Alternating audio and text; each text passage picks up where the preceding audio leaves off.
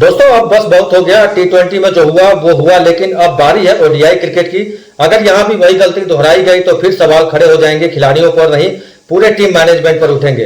तो दोस्तों 14 जुलाई यही वो तारीख है जिसका करोड़ों भारतीय फैंस इंतजार कर रहे हैं, क्योंकि एक बार फिर मैदान पर लौट रहे हैं रोहित शर्मा, विराट कोहली, शुभमन गिल, केएल राहुल और जसप्रीत बुमराह। अब असली सवाल ये नहीं है कि ये खिलाड़ी खेलेंगे या नहीं, अब असली सवाल यह है कि इनके साथ बाकी 4 खिलाड़ी कौन होंगे, किसकी जगह पक्की है और किसका पत्ता कट सकता है। तो मेरी राय में 8 नाम लगभग तय है, लेकिन 3 जगहों पर जबरदस्त मुकाबला है। तो देखिए, ओपनिंग में किसी तरह का कोई सवाल नहीं बनता है, क्योंकि वहां पर कप्तान रोहित शर्मा खेलेंगे और कप्तान शुभमन गिल खेलेंगे। अगर ये दोनों अच्छी शुरुआत दे देते हैं तो आधा मैच वहीं जीत लिया जाता है। तो रोहित के ऊपर पिछले कुछ समय से तरह तरह की बातें चल रही हैं, लेकिन मेरी राय में अभी ये ओडीआई क्रिकेट का उनका अनुभव टीम के लिए बहुत बड़ा प्लस पॉइंट है। और दूसरी तरफ शुभमन गिल फॉर्म में है, कॉन्फिडेंस में है, और ऐसे खिलाड़ी को छोड़ने का कोई मतलब नहीं बनता है। और नंबर 3 पर यह जगह सिर्फ और सिर्फ विराट कोहली की है। ओडीआई क्रिकेट और विराट कोहली ये दोनों एक दूसरे के लिए बने हैं। जब भी भारत मुश्किल में होता है सबसे पहले नजर विराट कोहली पर ही जाती है, इसलिए यहाँ कोई जो है बहस नहीं है। अब चाहे 4 और 5 नंबर पर मेरी राय में श्रेयस अय्यर और केएल राहुल पिछले काफी समय से ओडीआई क्रिकेट में लगातार अच्छा प्रदर्शन कर रहे हैं और श्रेयस अय्यर मिडिल ऑर्डर में बड़ा रोल निभा सकते हैं।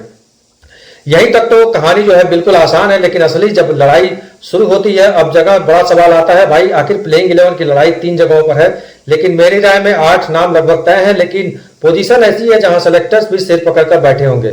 सबसे पहले बात करते हैं नंबर 6 की। यहाँ पर मुकाबला शिवम दुबे बनाम ईशान किशन है। अगर देखिए, आप शिवम दुबे को खिलाते हैं तो आपको एक एक्स्ट्रा बॉलिंग ऑप्शन मिल जाता है, जरूरत पड़ने पर 4-5 ओवर निकलवा सकते हैं। लेकिन सवाल यह है कि हाल के मैचों में उन्होंने ऐसा क्या किया है कि बिना सवाल पूछे उन्हें फिर मौका मिल जाए। मेरी राय में अगर खिलाड़ी लगातार मौके मिलने के बाद भी प्रभाव नहीं छोड़ पा रहा है तो कम से कम एक मैच के लिए दूसरे विकल्प को आजमाना जरूर चाहिए। दूसरी तरफ ईशान किशन है। ईशान किशन जब लय में होते हैं तो अकेले मैच पलटने की क्षमता रखते हैं। शुरुआत में ही अगर तेज और रन आ गए तो पश्चिमी टीम पर दबाव बन जाता है, लेकिन अगर ईशान किशन खेलते हैं तो आपको छठा गेंदबाज ऑप्शन जो है वो कम पड़ जाता है।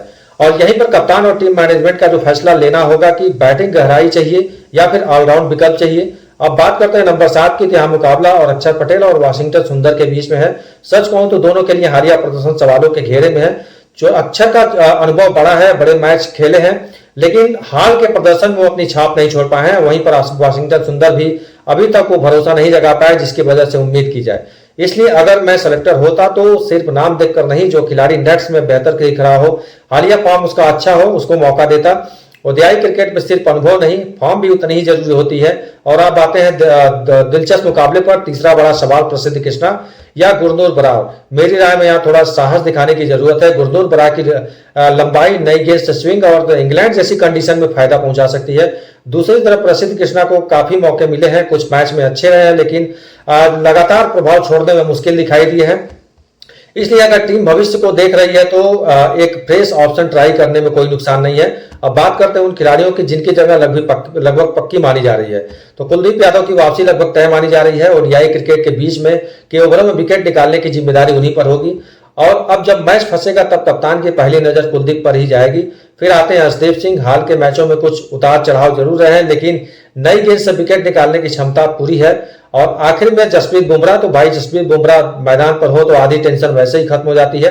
लेकिन असली सवाल अब वही है, क्या रोहित शर्मा और विराट कोहली वापसी से टीम बदल जाएगी या फिर बाकी खिलाड़ियों को भी जिम्मेदारी उठानी पड़ेगी? क्योंकि ओडीआई सिर्फ स्टार खिलाड़ियों से नहीं, पूरी टीम प्रदर्शन से की जाती है।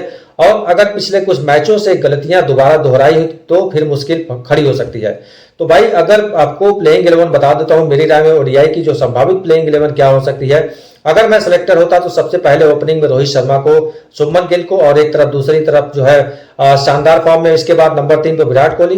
भाई ओडीआई और विराट कोहली ये दोनों एक नाम दूसरे के लिए बने हैं। अगर विराट कोहली टिक गए तो फिर इंग्लैंड के गेंदबाजों की शामत आ सकती है। नंबर 4 पर श्रेयस अय्यर। हाँ, टी20 में कप्तानी अच्छी नहीं रही, लेकिन ओडीआई क्रिकेट अलग फॉर्मेट है और यहाँ उनसे बड़ी पारी की उम्मीद रहेगी। नंबर 5 पर केएल राहुल विकेट कीपर है और मिडिल ऑर्डर का संभालने का भी काम करेंगे। ऊपर से जल्दी विकेट गिरते हैं तो केएल राहुल बस अहम खिलाड़ी साबित हो सकते हैं। अब नंबर 6 पर मेरी यहां से ईशान किशन को मौका मिलना चाहिए। क्यों? क्योंकि अगर आखिरी 15-20 ओवर में तेज रन चाहिए तो ईशान किशन का पूरा मोमेंट बदल सकते हैं।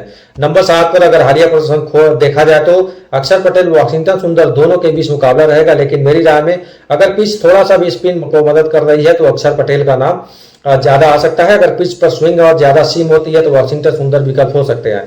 अगर गेंदबाजी में कुलदीप यादव स्पिन अटैक की लीड करेंगे, नई गेंद से हर्षदीप सिंह और फिर जसप्रीत बुमराह, तो भाई बुमराह का नाम आते ही विपक्षी बल्लेबाज की भी दो बार सोचते हैं।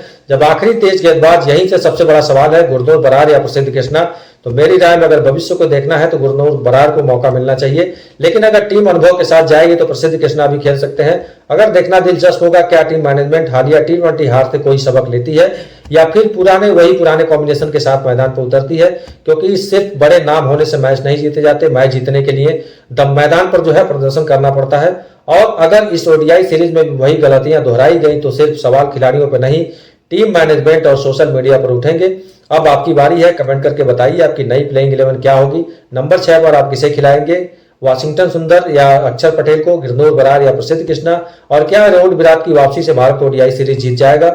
अगर वीडियो पसंद आया है तो लाइक जरूर कर देना, अपने क्रिकेट वाले दोस्तों के साथ शेयर करना ना भूलिएगा, चैनल को सब्सक्राइब करके बेल आइकन दबाना बिल्कुल ना भूलिएगा। तो मिलते हैं अगली धमाकेदार क्रिकेट वीडियो।